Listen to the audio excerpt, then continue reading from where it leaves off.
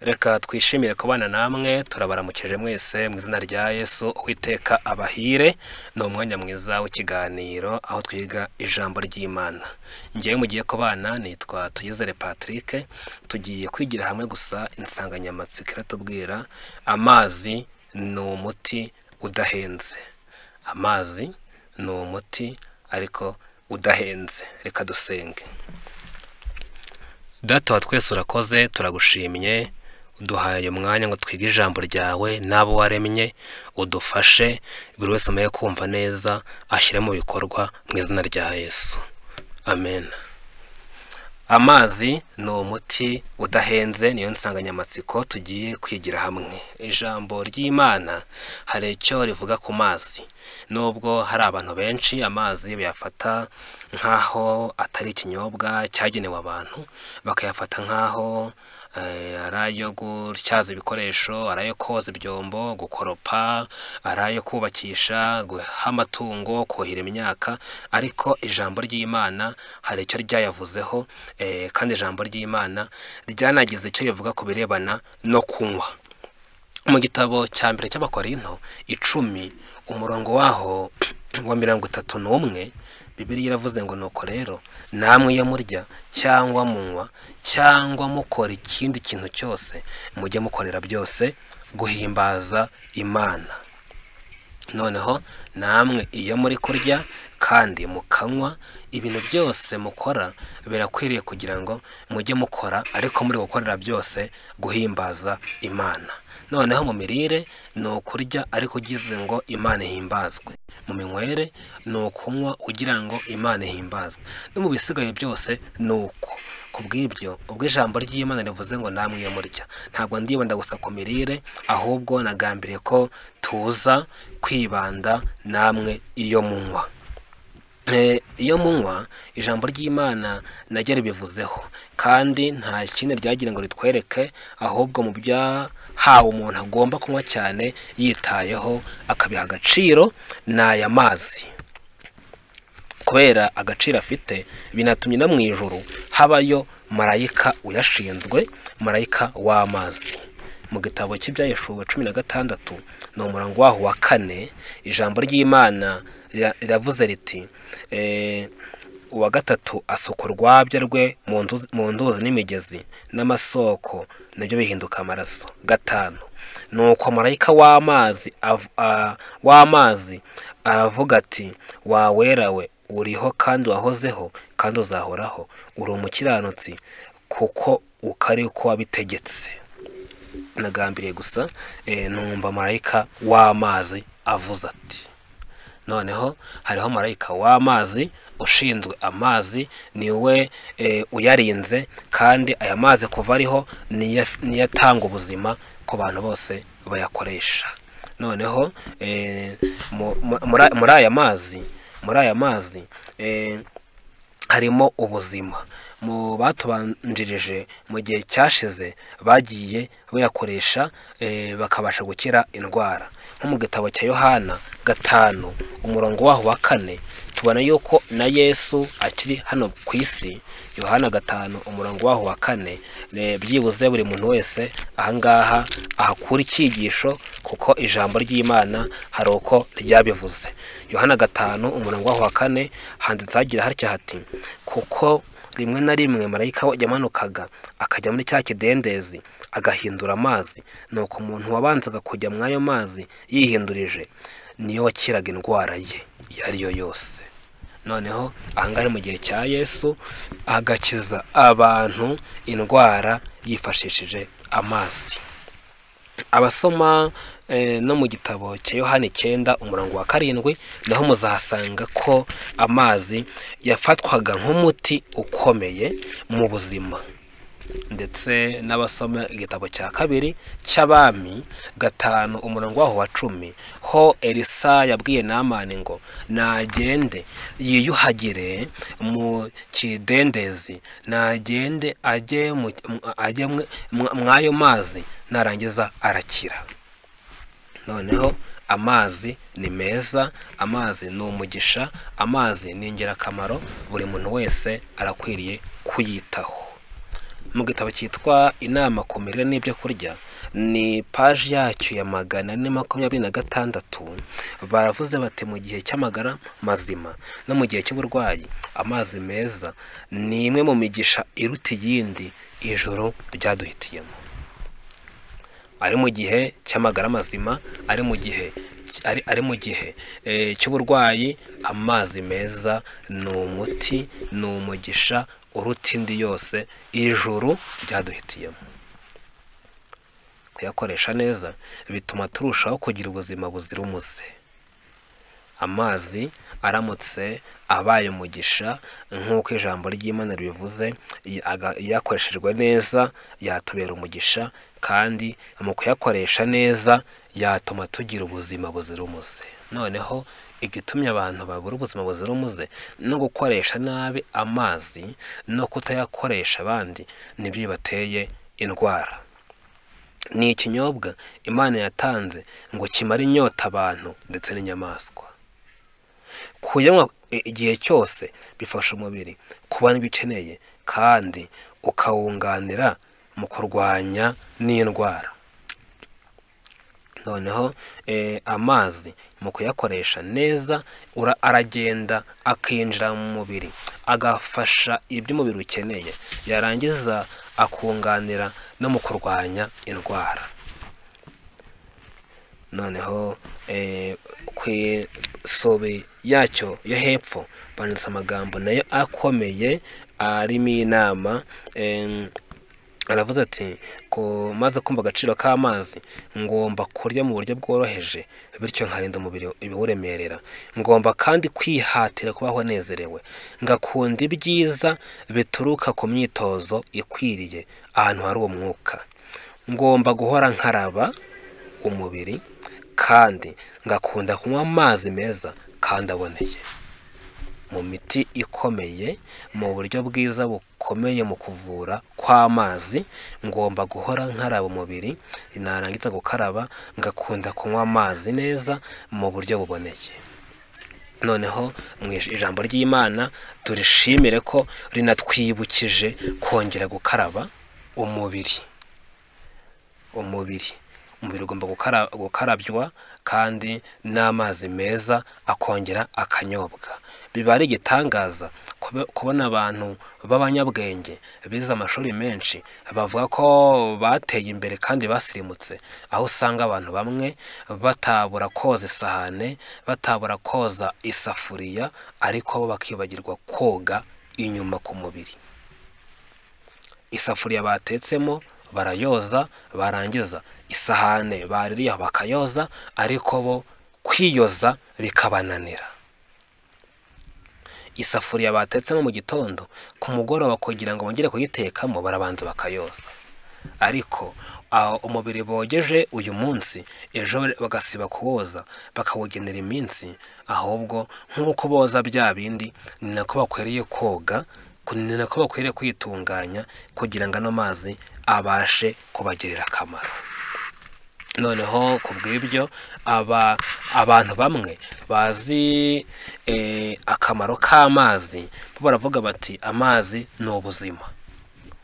Aba nabumvise akamaro gakomeye k'amazi yo kunywa. Amazi ni ubuzima, kandi koko reka amazi aho ubuzima.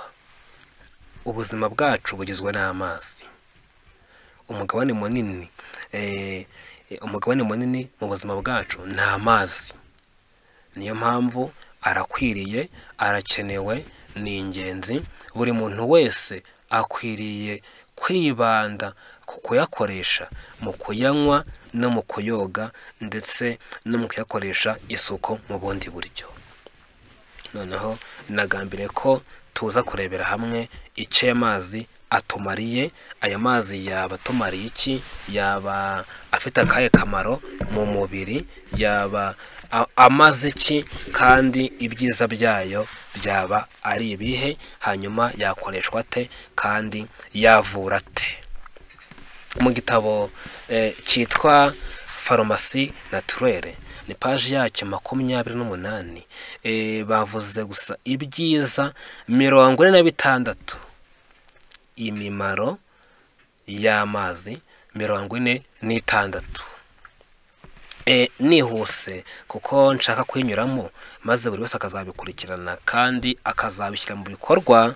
Aya mazi ku kintu cya mbere nuko atuma ibyo kurya binozwa neza mu nda. Ibyo kurya igogora rigenda neza mu nda. Icya kabiri, amazi niyo atuma ubushyuhe bw'umubiri buba ku rugero rwiza. Amazi azatuma ubushyuhe bw'umubiri buba ku rugero rwiza. Icya gatatu nuko amazi azakingira ibisebe byo mu gifu.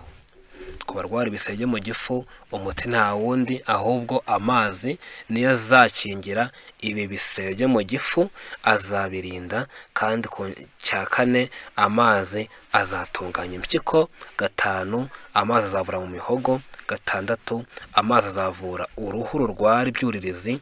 7, amazi azatuvura gusarara.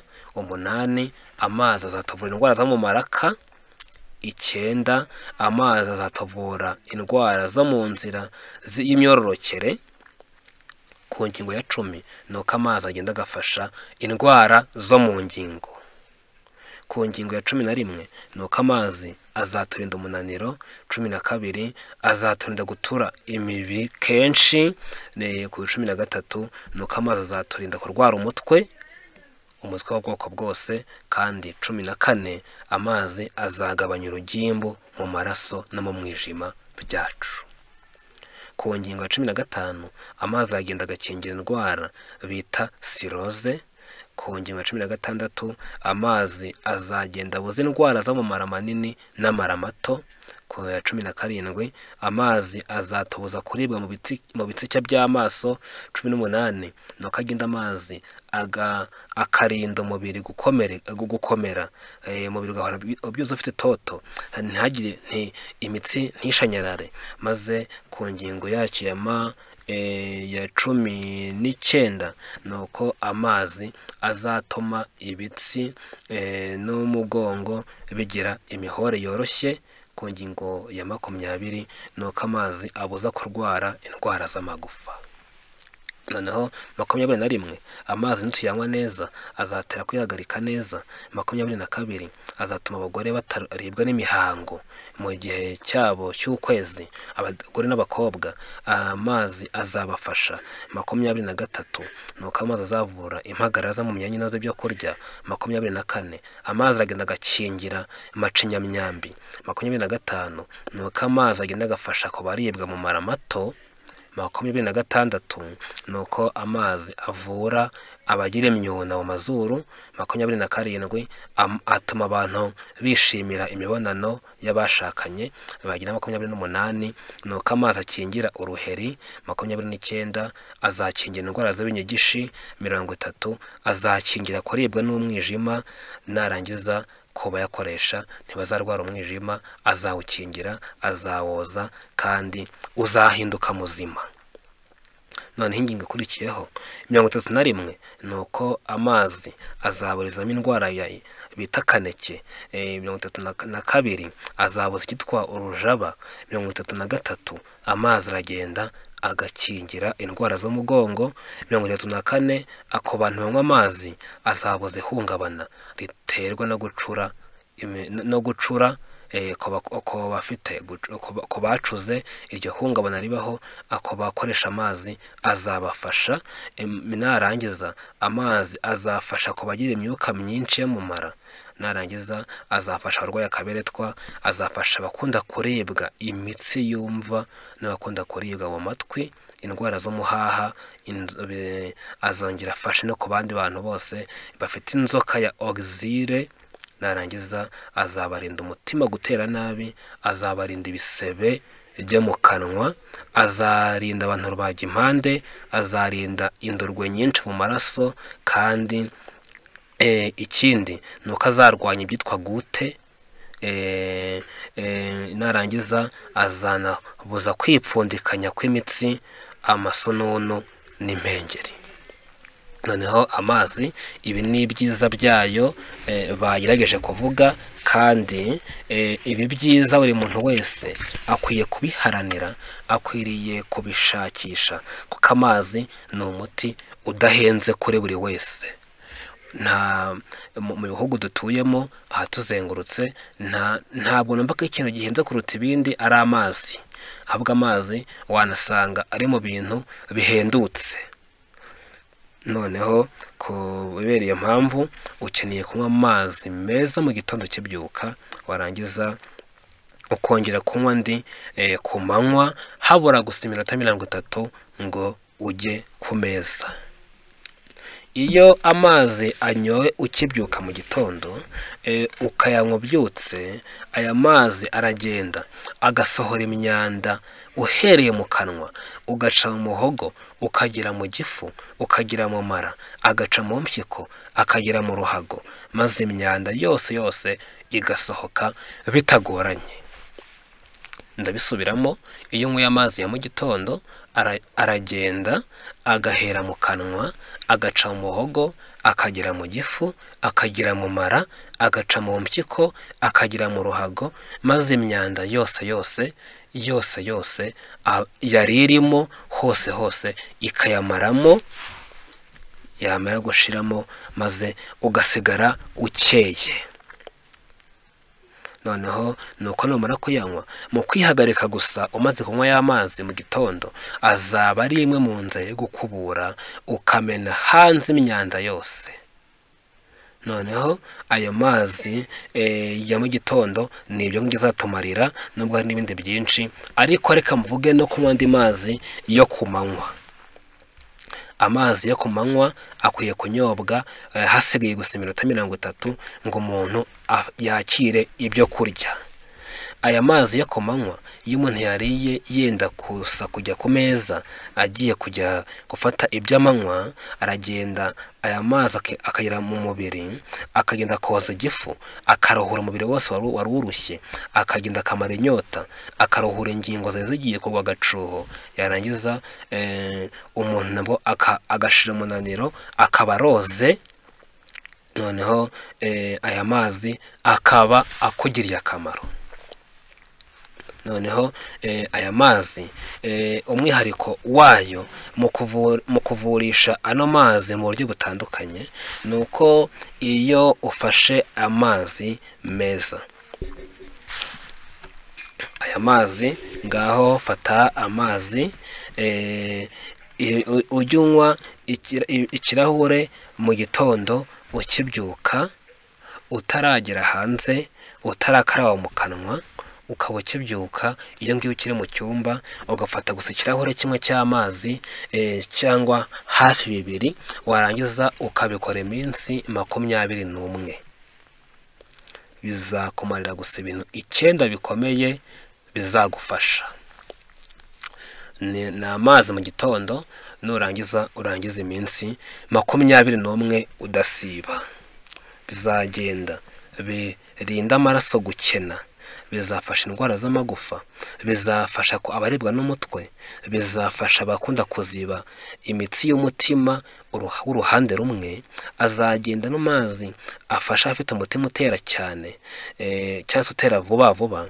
Narangiza kuba icya 5 ndatazakora, nuko azagenda akavura inkorora idakira, azagenda avura igituntu, azagenda avure kwituma amaraso, narangiza agire ko ba diabete bakize, azakiza indwara z'amaso ndetse n'indwara zo mu matwi. Aya mazi anyweye mu gitondo yavura amaraso akennye, akavura indwara z'amagufa, akavura kuribwa n'umutwe, akavura kuziba kw'imitsi y'umutima uruhande rumwe, akavura umutima utera vuba, akavura inkorora idakira, akavura igituntu, akavura kwituma amaraso, akavura diabete, akavura indwara z'amaso, ndetse icyanyuma akazagenda akavura n'indwara zo mu matwi. noneho amazi ni umuti udahenze kandi uri hafi ya buri muntu wese akwiriye kuyivuza, akwiriye kuyakoresha kenshi, akwiriye kuyakunda. Reka mwe abantu be kuyaharira amatungo no kuyaharira ibihingwa, ahubwo nabo nk'ibiremwa Imana yaremye yaturemeye amazi yo kunywa kugira ngo yoze ingingo zacu, kugira ngo yoze ubwonko bwacu, kugira ngo agende yoze igifu cyacu, inyama zose zikeshe n'icyo Imana yashyiriyeho, hanyuma mukano kuyakoresha indi suku, hakaboneka kuyoga, hakaza kuyafurisha, hakaza kuyatekesha n'ibindi bitandukanye. Noneho iyo ufashe ano mazi ikirahure kimwe mu gitondo akaba ari akazuyaze, ayo mazi ukagenda ukongeramo indimu ikiyiko kimwe, ukongeramo ikiyiko kimwe cy'ubuki, warangiza ukabikora 2 ku munsi, mu gitondo na nimugoroba. Ni amazi ikirahure kimwe, ni indimu ikiyiko kimwe, ni ikiyiko kimwe cy'ubuki. Ibyo ngibyo ni umuti ukomeye w'indwara bita bronchite. 2, iyo ufashe kimwe cya 2 cya litiro y'amazi, iyo bamwe bita ngo ni inusu, ayo mazi ukongeramo ubuki ikiyiko kimwe, 2 ukongeramo indimu akayiko kamwe, ukabikora ukibyuka. Ni kimwe cya 2 cya litiro y'amazi, ni ubuki ikiyiko kimwe, ni indimu akayiko kamwe, ukabikora ukibyuka mu gitondo. Ni umuti w'abarwaye impatwe. 3, iyo ufashe nanone y'amazi kimwe cya 2 cya litiro y'amazi, ukongeramo ubuki ibiyiko 2, ukongeramo indimu ibiyiko 2, nabwo ni umuti ku bantu bose bafite amaraso yanduye arimo imyanda ijye kuba nk'uburozi. Aba ngaba ni kimwe cya 2 cya litiro y'amazi, ni ubuki ibiyiko 2, ni indimu ibiyiko 2, ukabikora nabyo. Uwo muti ari mu gitondo ni umuti ku maraso yanduye, ndetse ni umuti ku bantu bose bafite amaraso arimo imyanda imeze nk'uburozi. 4, aya mazi litiro imwe y'amazi ugashyiramo indimu ibiyiko 5, ukongeramo ubuki ibiyiko 3, ukabinywa mu gitondo habura amasaha 2 kugira ngo urye. Ni umuti w'abarwaye indwara y'umuriro. Ni litiro imwe y'amazi, ni indimu ibiyiko 5, ni ubuki ibiyiko 3, binywebwa habura amasaha 2 ngo ujye kurya. Nawo ni umuti utabaye uvuye abarwaye umuriro. Ku cyanyuma ni uko iyo ufashe amazi ukongeramo indimu, ukongeramo ubuki, ukakunda kubikoresha mu gitondo, biragenda bikica imyanda twariye yose iboneka mu byo kurya. Ni amazi, ni indimu, ni ubuki, iyo ukunda kubikoresha biragenda bikica ya myanda yose twariye iboneka mu byo kurya. Noneho zirikana neza yuko amazi ni umuti.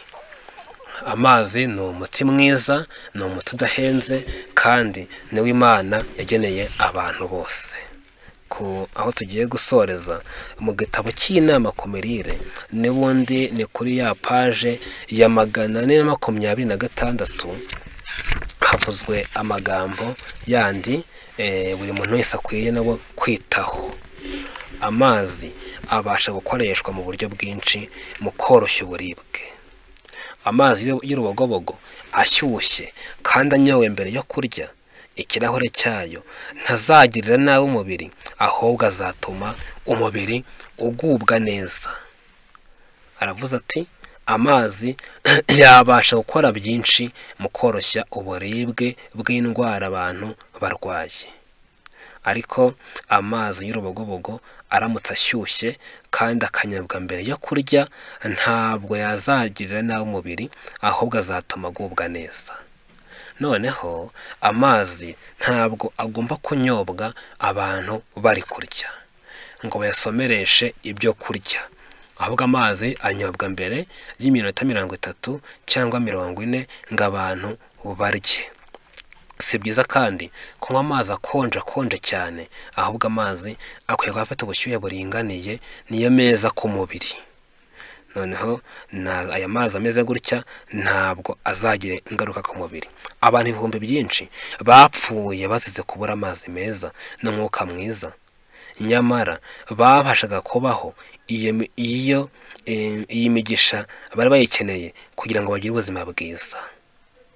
Noneho abantu benshi hano bavuze neza yuko bagiye bapfa, bagiye batakaza ubuzima, ariko igihe cyose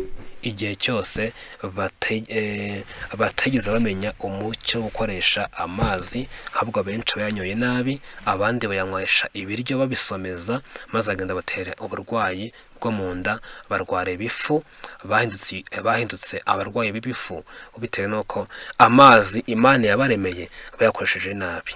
Abandi amazi ntibongeye kuyanywa, bayasimbuje ibindi binyobwa bindi, kandi aho ntabwo byanganya ubwiza n'ariya mazi, ntibyanayashyikira, ahubwo amazi ni aya mbere mu kuvura, mu kurinda n'indwara.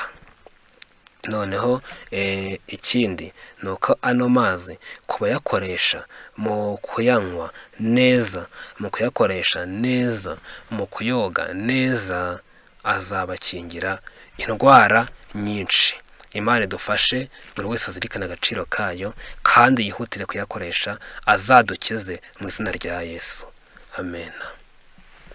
Reka dusenge. Data wa twese uri mu ijuru, turagushimye, uduhaye ijambo ryawe, utweretse agaciro k'amazi, buri wese umuhe kuyakoresha neza, adutere amagara mazima, tubishimire izina ryawe. Ngaho ubwo uduhe umucyo wundi ku ijambo ryawe, ujye kuwushyira mu bikorwa mu izina rya Yesu, amen.